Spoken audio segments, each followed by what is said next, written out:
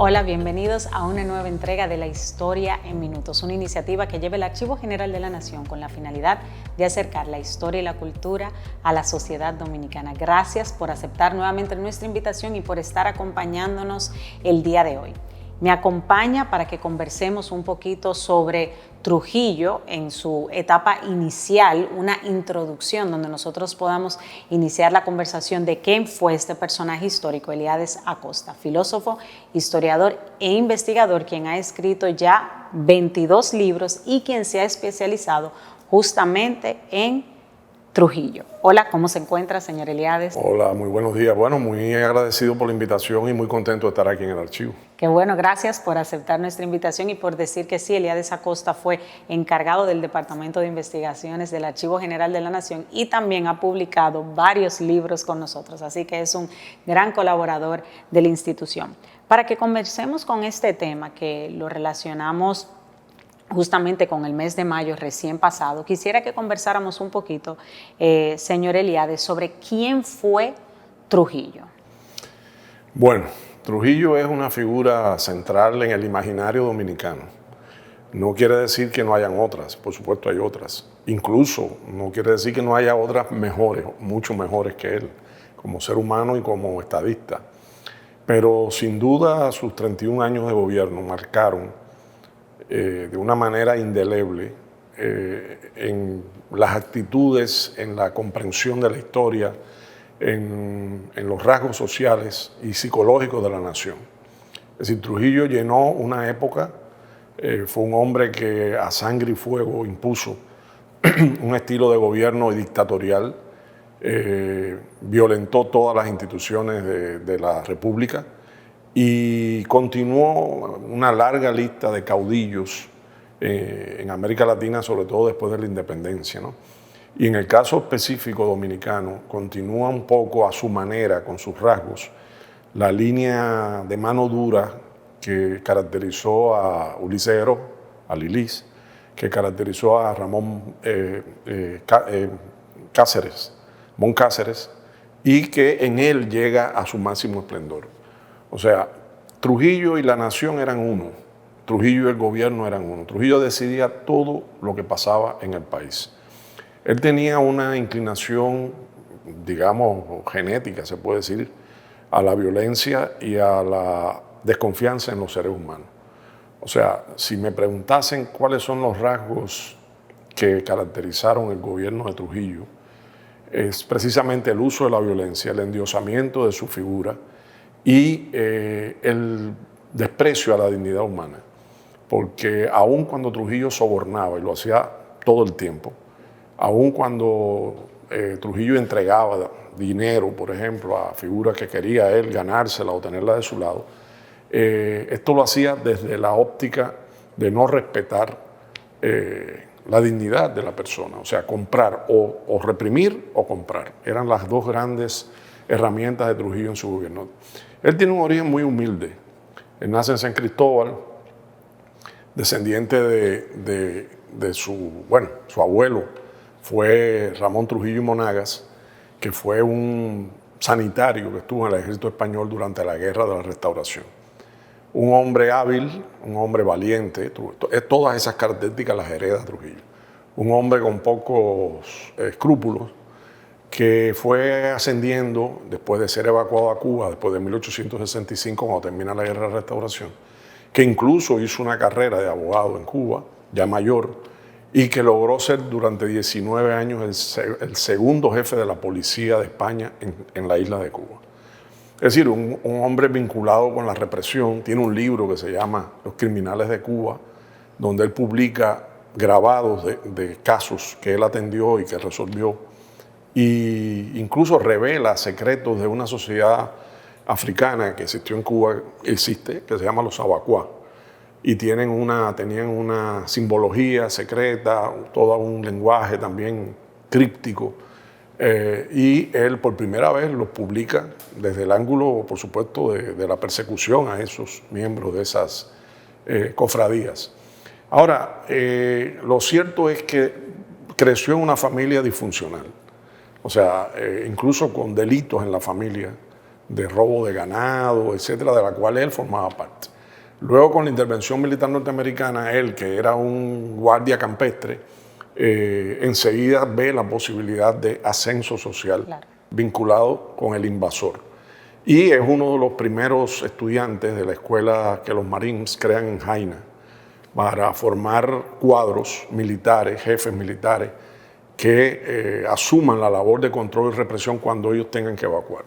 Eso lo hicieron también en Cuba y lo hicieron en Nicaragua, por ejemplo, creando la Guardia Rural en Cuba y la Guardia Nacional en Nicaragua. De esos ambientes salieron los Somoza en Nicaragua y salió Machado y luego Batista en Cuba.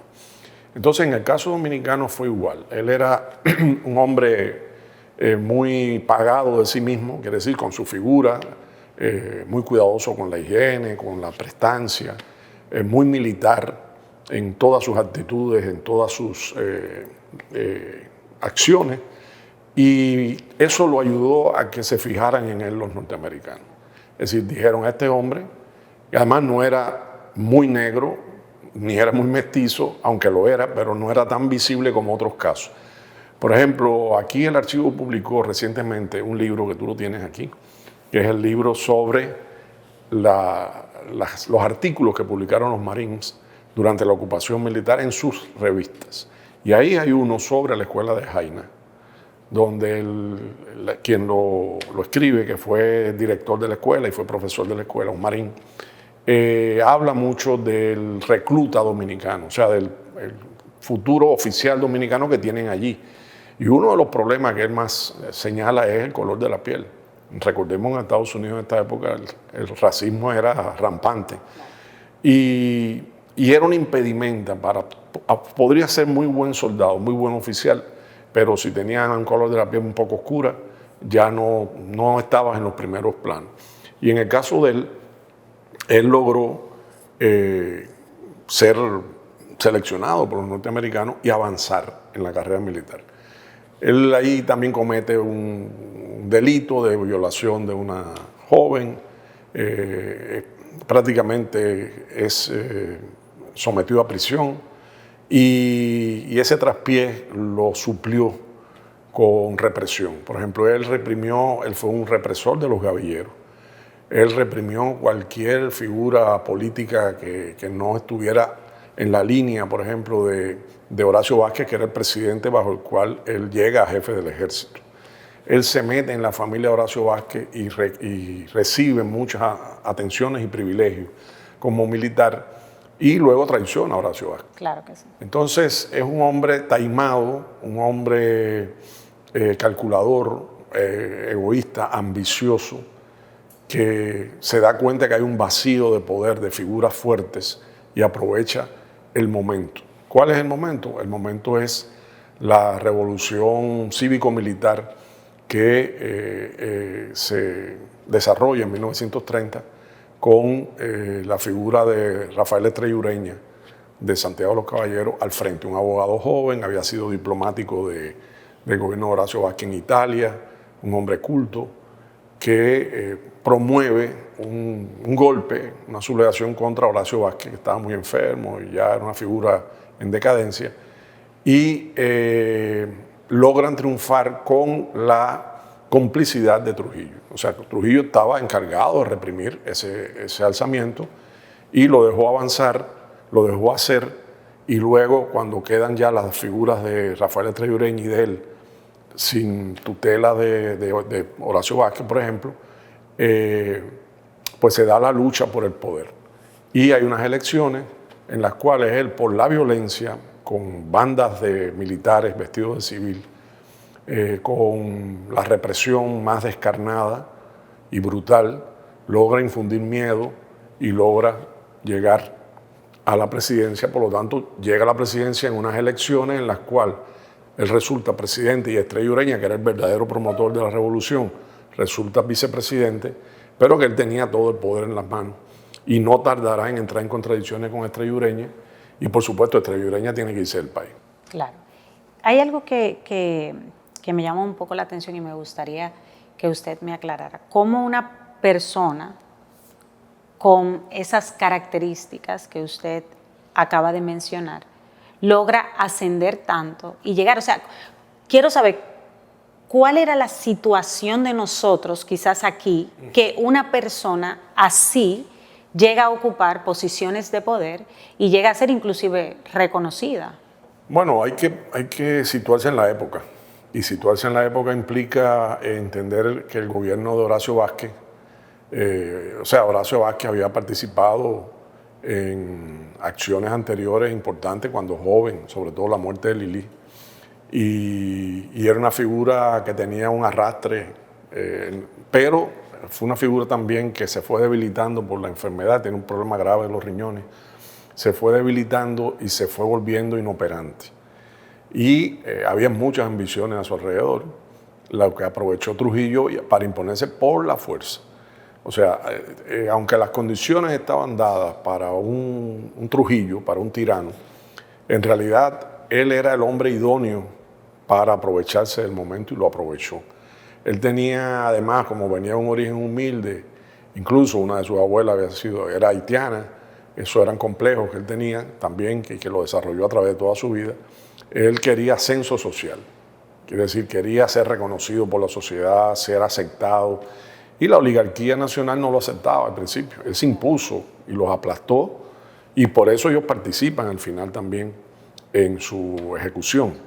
Pero no era un hombre político en el sentido de que entendiera las herramientas políticas. Era imponerse por la fuerza, el más fuerte se iba a imponer, y él además tenía muy buenas relaciones con los Marines, con los norteamericanos. No quiere decir que el Departamento de Estado vio con buenos ojos el golpe. El Departamento de Estado, en la figura de Somerwells, Benjamin Somerwells, que había sido diplomático aquí, el archivo publicó unas cartas de Somerwells y unos telegramas a raíz del golpe, donde trató en Estados Unidos de impedir el reconocimiento al nuevo gobierno. No lo logró porque los Estados Unidos tenían otra posición en los años 30, ¿no? Pero sí hubo el intento de cerrarle el paso, y por eso él odió a muerte siempre a Somerwells, lo consideró su gran enemigo dentro del aparato diplomático norteamericano, y en mi modesta opinión, él participó, Trujillo, en la organización de la FAIR, que le montaron de homosexualismo en un tren donde Somerwells fue con una delegación a un velorio de un político importante que había muerto en un estado norteamericano. Y eso ocurrió, y 2 años después, se produce un escándalo de algo que ha pasado hace 2 años, y usando un tabloide escandaloso de chismes y de cosas sucias, y ahí Somerwells se hunde, tiene que renunciar y sale de la escena política. Yo tengo la sospecha de que, porque era un método muy usado por Trujillo estuvo involucrado. Sí. Todos esos temas de alcoba a Trujillo le encantaban y organizaba cosas de ese tipo. O sea que tenía influencia y poder a ese nivel. Sí, porque tenía ya para entonces, estamos hablando de los años 40, este affair se da creo que en el 42, si mal no recuerdo. Ya para los años 40 Trujillo tenía consolidada su dictadura, en lo fundamental. No quiere decir que no le faltaran piezas que agregó luego, ¿no? Pero ya el aparato diabólico de su dictadura estaba en lo fundamental. ¿Basada en qué? Basada, por un lado, en el ejército, que fue siempre su principal herramienta, claro. Basada en los organismos de inteligencia, dentro y fuera del país, basado en el Partido Dominicano, del cual se habla poco, pero que no se puede entender el trujillato sin el Partido Dominicano, y basado en el culto a la personalidad, que hacía que gente ignorante, gente que sin estudio, que no tenía conciencia, pues lo veneraran como un dios. Entonces todo eso hace que ya para los 40 él tenga suficiente, y tenía algo fundamental, dinero, mucho dinero. Y con ese dinero él podía perfectamente comprar que un tabloide hiciera una campaña contra Somerwells, o lograr que derrocar un presidente, o lograr matar a un presidente o a un exiliado dominicano, y lo hacía. Por lo tanto, tenía todos los elementos en sus manos para influir incluso en los Estados Unidos. Y eso le crea a él un sentido de impunidad, porque además él compró muchos políticos norteamericanos. Basta decir que el vicepresidente Richard Nixon está en su nómina, es decir, en la nómina de Trujillo. O sea, Trujillo le pagaba sobornos al vicepresidente de los Estados Unidos. Generales, almirantes, senadores, representantes de la Cámara, empresarios.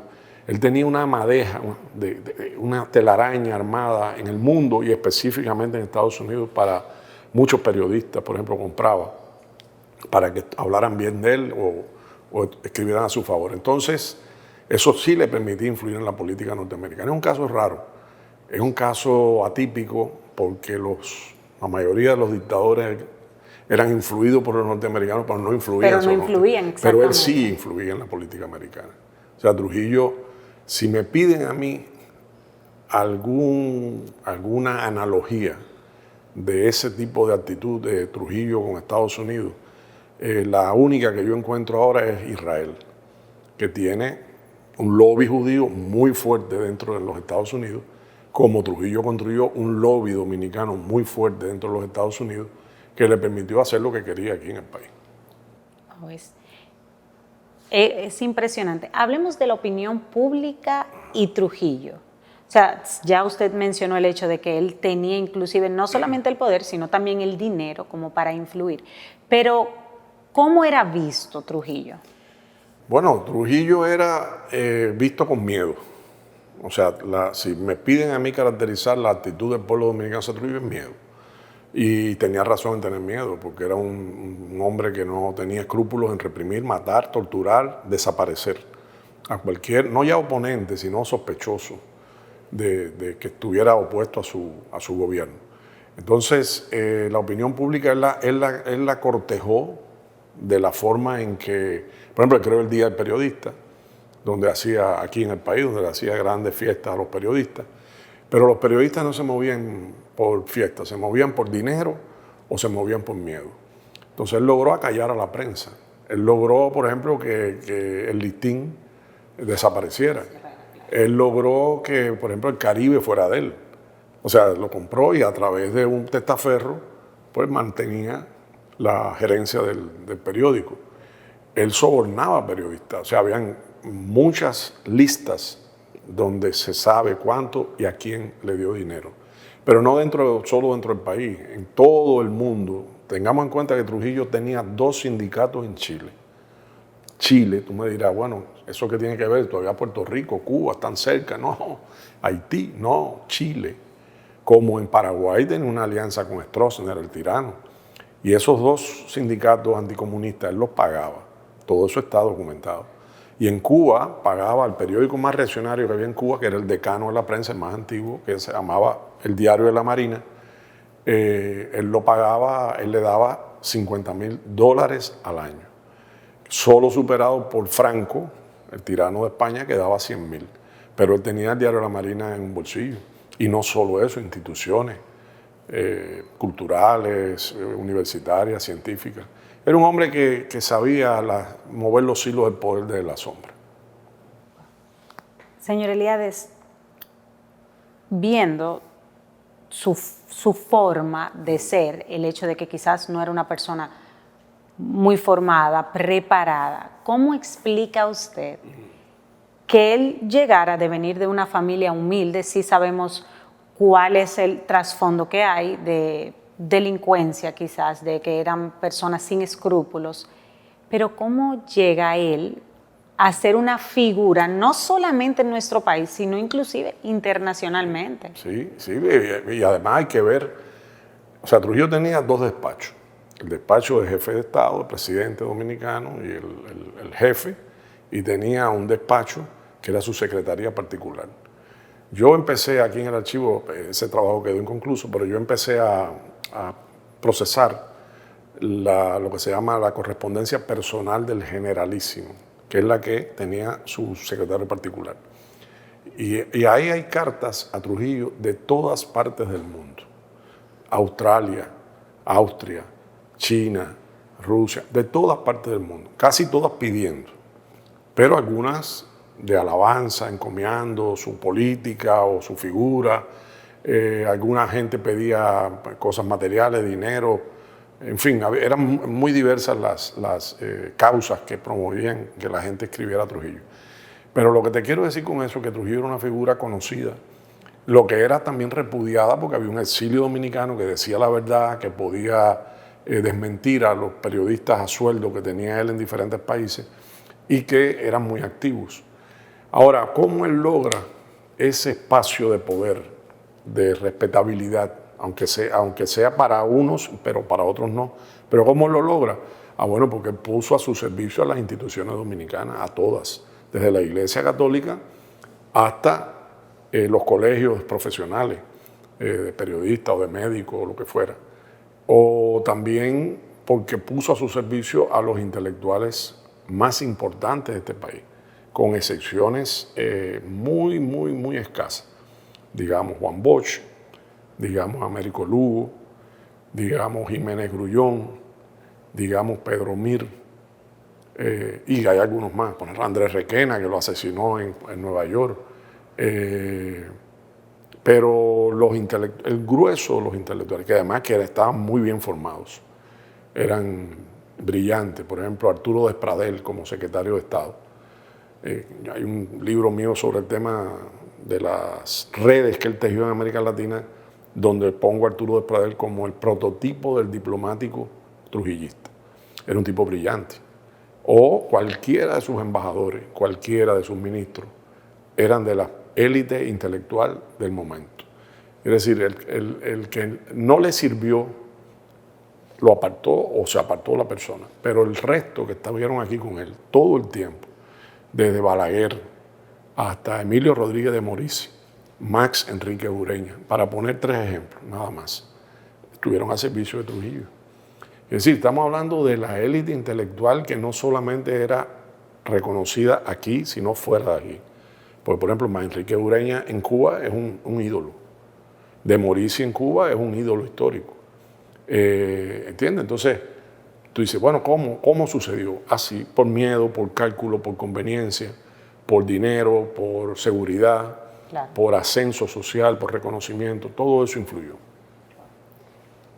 La verdad es que es muy interesante y antes de que finalicemos esta primera entrevista, que espero que sea la primera de varias, para que podamos conversar de manera más profunda sobre Trujillo como personaje histórico, pero también sobre todo lo que se mueve alrededor. Me surge la curiosidad, ¿por qué se motiva usted a investigar, y yo digo que especializarse porque tiene muchos libros sobre Trujillo en este tema? Fue una casualidad, necesidad, las dos cosas. O sea, algo que iba a pasar tarde o temprano, pero también una casualidad. Yo vine aquí invitado por la Academia Dominicana de la Historia a dar un curso de una semana sobre guerras culturales. Yo acababa de publicar en Cuba un libro, yo era director de la Biblioteca Nacional, y acababa de publicar un libro sobre guerras culturales. Hanle Herman estuvo en La Habana en la feria cuando yo presenté ese libro y se acercó a mí. Yo no lo conocía de referencia, pero no personalmente, y me habló de que él iba a hablar con Emilio Cordero Michel, que era el presidente de la academia, para invitarme a dar una semana ese curso aquí. Entonces yo le dije que con mucho gusto, claro, coordinamos y se me invitó por parte de la academia a impartir el curso, que se impartió con muy buena presencia y mucho interés. Pero hubo un problema al final de descoordinación de los pasajes de regreso, del pasaje mío de regreso. O sea, me tuve que quedar 3 días más de lo esperado. Y en esos 3 días no me fui para Punta Cana, ni me fui para la playa, ni para nada de eso, me vine para aquí. Para el archivo. Claro, vine para aquí. Yo en ese momento estaba escribiendo una novela que después publiqué, y yo quería datos de la diplomacia trujillista, en Cuba sobre todo, ¿no?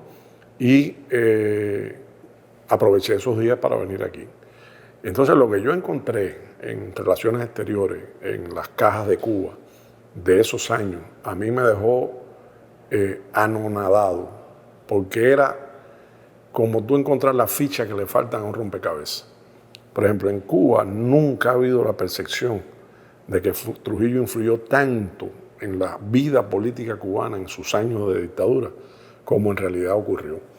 Para que se tenga una idea, el golpe de Estado de Batista del 10 de marzo del 52 se creía que era un golpe organizado solo por los norteamericanos. Los norteamericanos estuvieron detrás, pero los norteamericanos tercerizaron el golpe con Trujillo. O sea, Trujillo fue el operativo que estuvo directamente involucrado en la logística, el apoyo, el dinero, etcétera, en toda una campaña previa de descrédito del presidente Prío, que no era difícil de desacreditar porque estaba desacreditado, pero todo se montó una campaña que tú la puedes seguir día por día. Yo lo hice en uno de los libros míos para ver cómo se estaba satanizando a un gobierno para provocar ingobernabilidad. Y ahí estuvo Trujillo, como lo hizo con Arben en Guatemala en el año 54. Entonces yo descubrí aquí el eslabón perdido, que le faltaba a la historia de Cuba, el pedacito que cuando tú lo pones se ilumina la pantalla. Bueno, pues lo descubrí aquí. Entonces yo volaba al día siguiente, o sea, estuve aquí, tomé muchas notas, fotografié lo que pude y hubo una cena de despedida con Roberto Casá y su esposa, lamentablemente fallecida, Ángeles. Claro. Y en esa cena de despedida yo le comenté a él con entusiasmo, con pasión, lo que yo había visto aquí. Y lo importante que era investigar eso, porque la historia la hemos hecho por separado, la de Puerto Rico, la de Cuba, la de Haití, la de República Dominicana. Eso no funcionaba así, ni funciona así. Es un todo donde esto que ocurre aquí repercute allí, donde allí surge una fuerza que influye acá. Y todo eso, para entenderlo, hay que ponerlo en perspectiva unitaria. Y eso fue lo que ocurrió. Se lo comenté al doctor Roberto Casá y él se entusiasmó también. Y me dijo, aquí nadie va a investigar eso. Venga para acá y investigó. Yo en aquel momento trabajaba en el Instituto de Historia, ya no estaba en la biblioteca, y no tenía tanta carga así directa sobre mí y pude venir. Y una cosa llevó a la otra, y un libro al otro, y fueron todos esos. Ya tiene muchos libros publicados. Les invitamos a ustedes, a quienes nos siguen a través de nuestro canal de YouTube, a que si desean ver la bibliografía publicada por Elías Acosta, pueden acceder a nuestro portal web www.agn.gov.do